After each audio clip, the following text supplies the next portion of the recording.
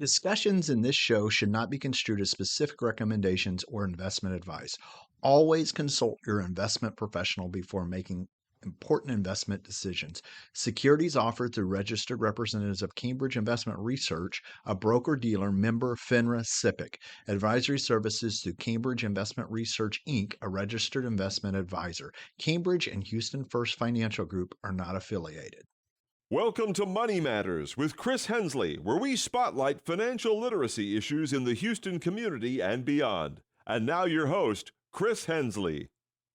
Good morning. You're listening to Money Matters. Imagine you've spent the last decade of your life in rigorous medical training, emerging as a doctor ready to heal and serve, only to realize that navigating your career's financial and contractual aspects feel like facing a whole new beast. Welcome to today's Money Matters, where we dive deep with Ethan Nkana, the CEO of Rocky Mountain Physician Agency. Ethan stands at the forefront of a movement that champions physicians at both the dawn and the twilight of their careers, ensuring they're not just healers, but savvy negotiators who can secure their worth and their financial future. Whether you're a fresh faced doctor embarking on the noble path or a seasoned veteran contemplating retirement's financial intricacies, Ethan's expertise is your beacon. And for the financial advisors who guide these medical professionals, this episode promises insights that will transform how you support your clients through the fiscal maze of their medical careers. Join us as we uncover strategies to navigate contract negotiations, advocate for your value, and lay down the financial groundwork for every career stage. From residency to retirement, Ethan's approach to physician advocacy provides a blueprint for securing not just a paycheck, but a legacy. Let's begin this journey together, reshaping the financial landscape for doctors and their advisors. Oh, Ethan, thank you so much for being on the show. I'm super excited to have you on the show. I'm most of the time when I'm on the show, I'm wearing my podcaster hat, but today I'm going to wear my financial advisor hat because a lot of listeners don't realize that I specialize with working with healthcare employees. The bulk of my business, I work with pre-retirees, so 55 and up, people who are like 5 to 10 years away from retirement, but most of them are state employees and most of them are healthcare workers. So I've got a good bit of doctors here. So I'm going to kind of, when I ask you questions here, I'm going to come at it from kind of the idea of I'm a financial advisor. I want to help my clients out. But also from some of the common questions I get from some of my clients who are retirees. So that's a lot. And I'd like to start with this one. So based on your experience in the medical and the legal fields, what advice would you give to new doctors that are just getting started in their careers, especially regarding contract negotiations and understanding their value? We do a ton of education for residents and fellows all over the country. Last week, we were with University of Michigan plastic surgery residents, and I shared with them the two biggest mistakes that doctors make going into their first contract coming out of training. First is that they only get one offer. And when you only get one offer, it means that's the place you have to end up going or start the process all over again, which nobody wants to do. So first, doctors must get between 2 to 3 offers within the same regional geographic area to negotiate those offers against one another first. Secondly, the biggest mistake that I've seen doctors make throughout my career as a hospital executive was that rookie doctors would sign whatever we put in front of them. They would go get a lawyer to look at it, tell them that it's legal, and then say, well, I had a lawyer look at it, so I'm ready to sign. But they would never advocate for themselves, for their pay, support, resources, clinical staff. They would sign whatever's put in front of them, and that ends up causing them to leave hundreds of thousands of dollars on the table in lost wages. I love that. That is very strong. So initially, the very first thing that they can do is get more than one offer, right? Don't just take whatever somebody puts in front of you. And then secondly, you're telling us that, more than often people will either just sign the contract without looking at it, or they'll hire an attorney, hope the attorney blesses the document, but they're not necessarily, they're looking for these certain things that they're looking for in contracts, right? But they're not really doing the advocacy part. And I think as we'll talk, we'll kind of flesh out what the difference between that is, where, we see lawyers sometimes doing this, but not necessarily the advocacy part, right? So we'll keep going on this idea here. Um, what are some of the most common challenges physicians face during contract negotiations, and how does RMPA help address these issues? And maybe tell us a little bit about RMPA because listeners don't know what that is yet. Yeah, no, I'll be happy to. That's a great question. I would say that the thing that represents, in my experience, so just by way of background, I spent 15 years working as a hospital executive, everywhere from physician contracting, legal, food and beverage. If it's in a hospital, I know it or I've done it. And now I get to use what I've learned to advocate for doctors in their contract negotiation. Over those 15 years, I observed three common themes that tend to prevent doctors from getting what they deserve in their contracts. Even though they're really smart, really good doctors, these are the most common barriers: no tools, time, or training.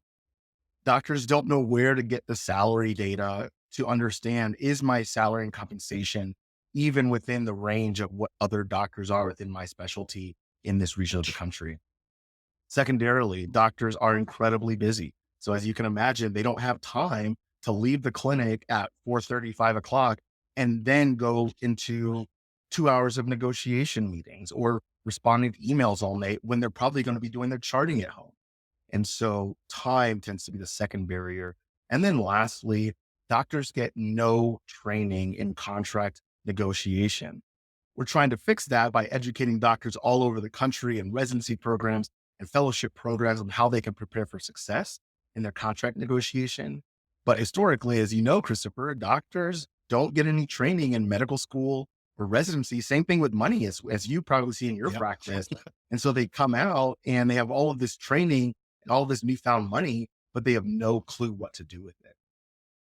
I love it. Now, Ethan, you shared a little bit about your background with us as far as really being a part of that hospital structure on the executive side for many years before kind of going this direction with it.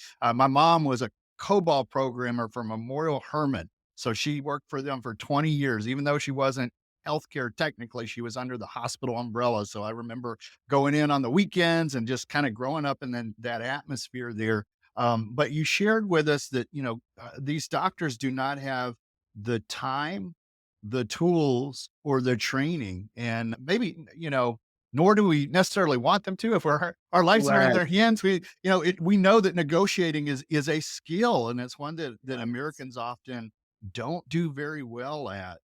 And so having somebody like yourself on their side to go down that route, I know that the doctors that I deal with, people think, doctors are highly compensated individuals, right?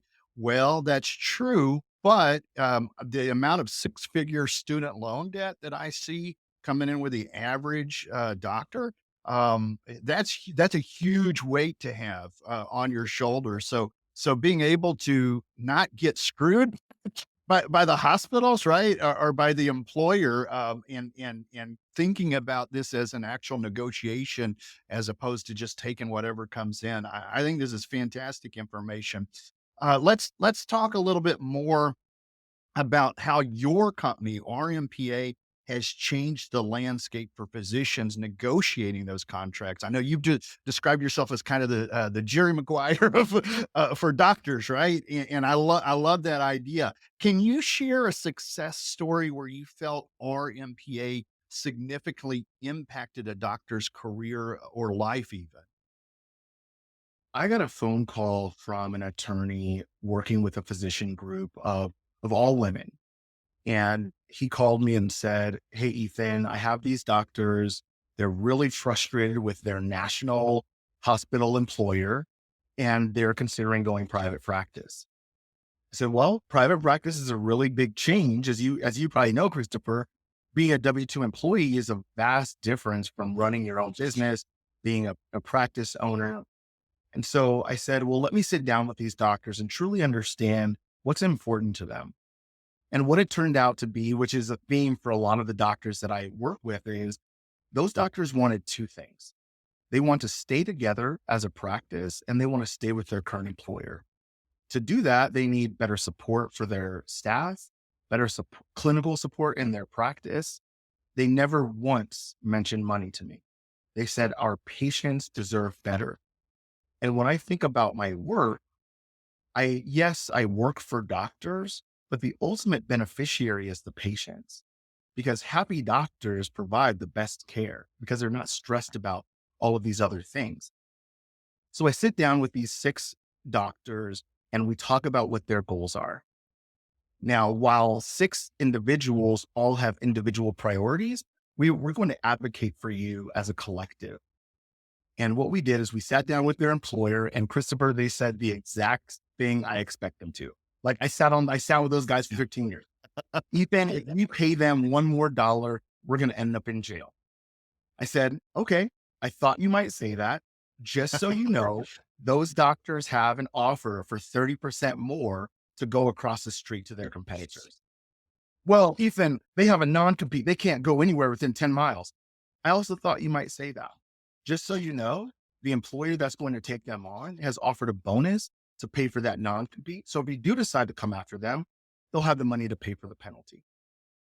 So ultimately, after negotiations on behalf of this group with their employer, with their CEO, he calls me one night at 7:30 and says, Ethan, what number do we have to hit?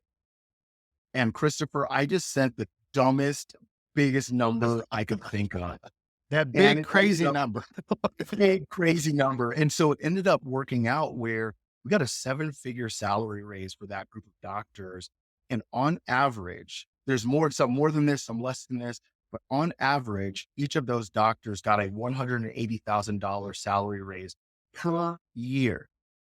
Now, you might say, well, how much does that cost? That's a lot of money.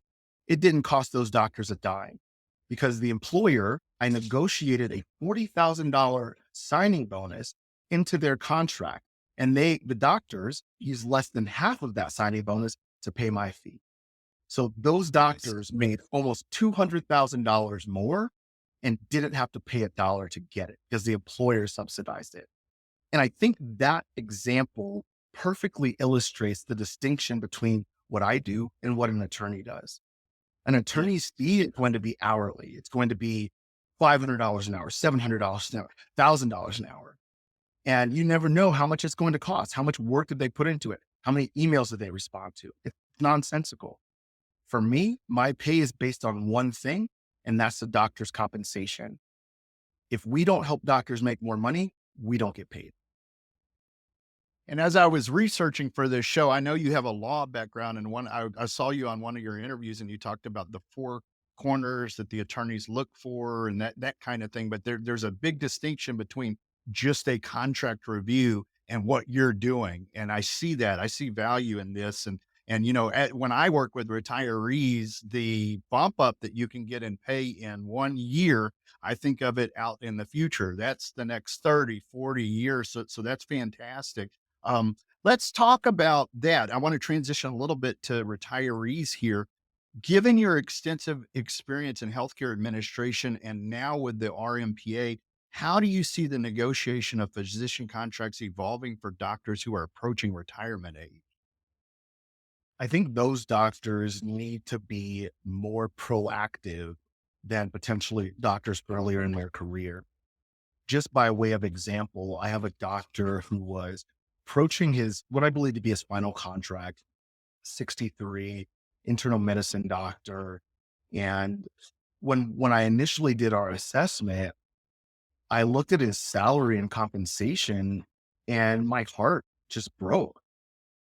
This doctor, who had 30 some odd years in the business and was fiercely loyal to his employer, was being paid the same as the rookie doctors I was negotiating contracts for. And so for that doctor, I knew, even though I'm not a financial expert, Christopher, I rely on people like you for that. I knew no matter how much money I make this doctor, we're not going to make up the ground from the last 30 plus years of not advocating for himself.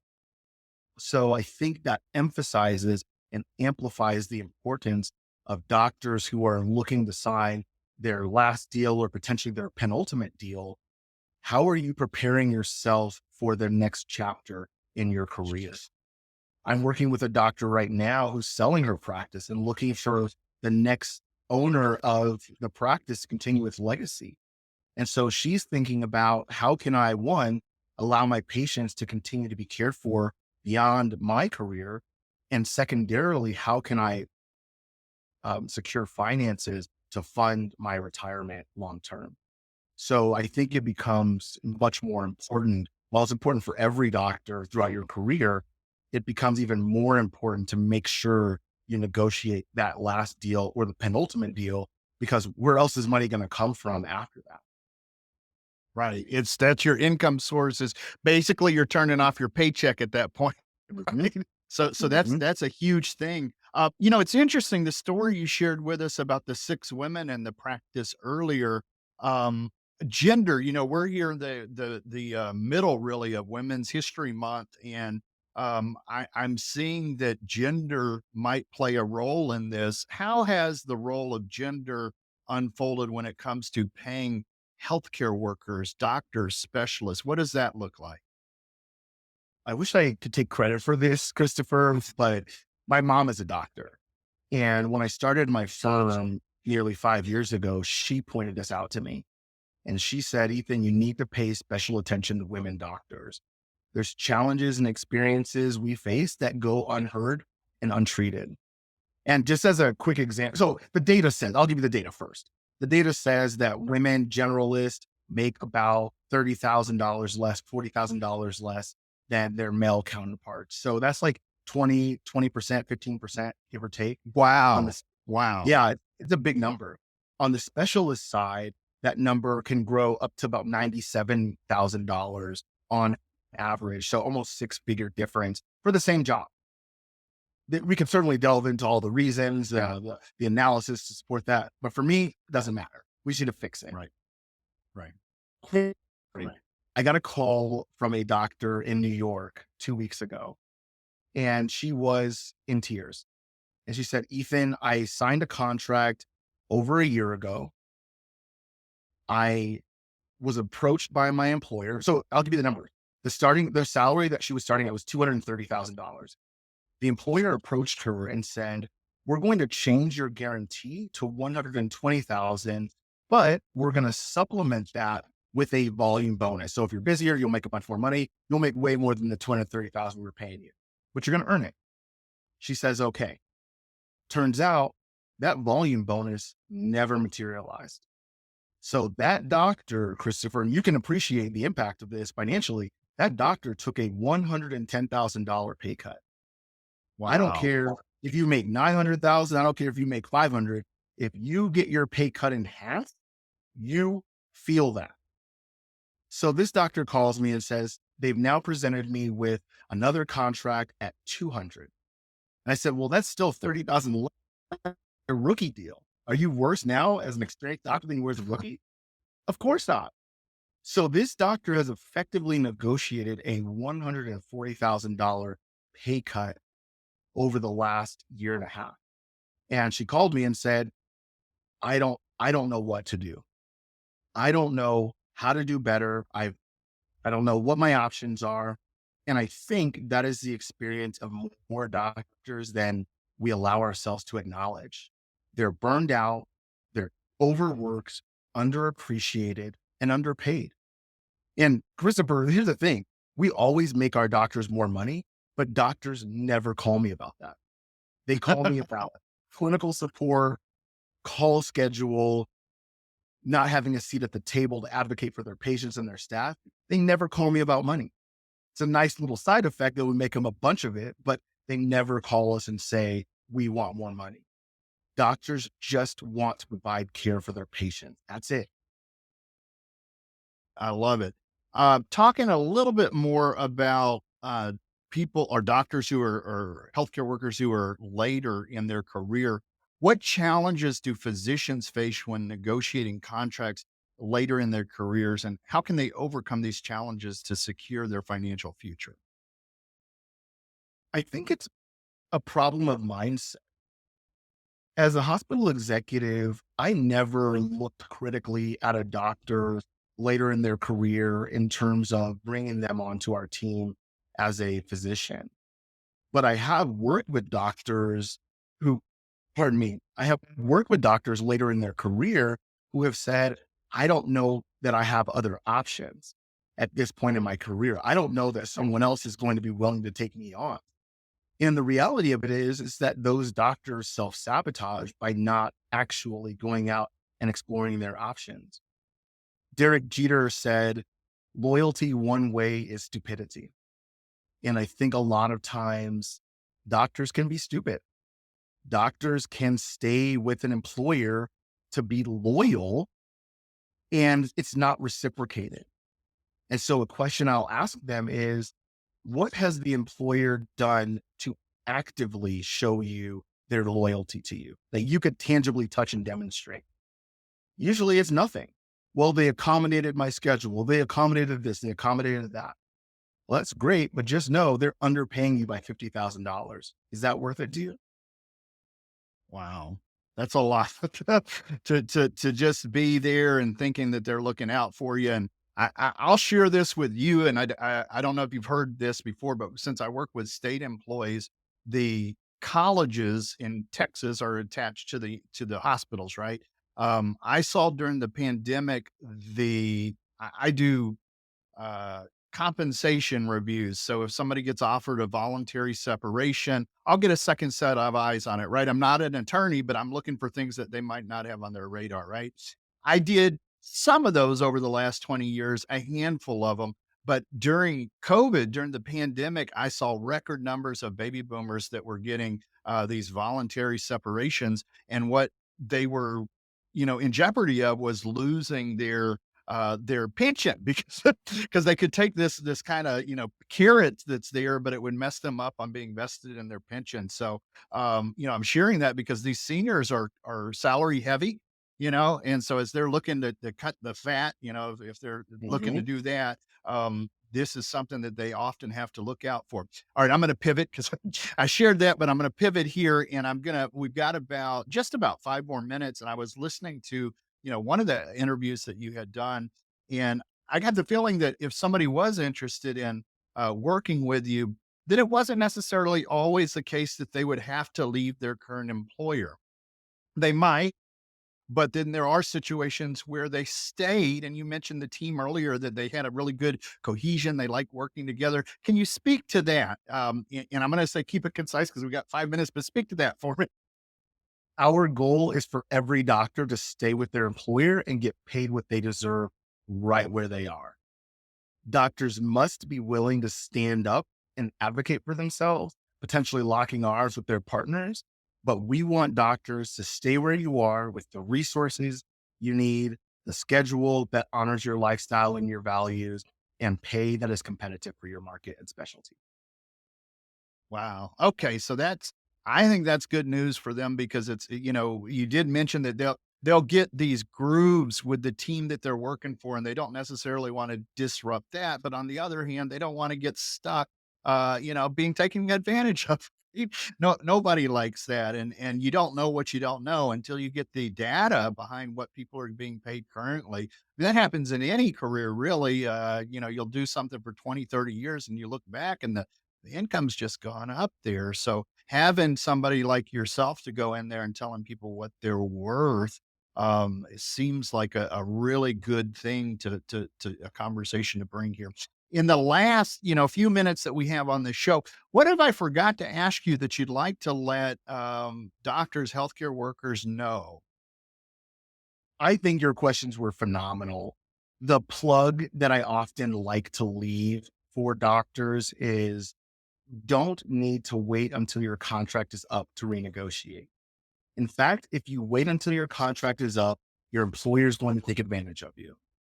You must renegotiate your contract right now.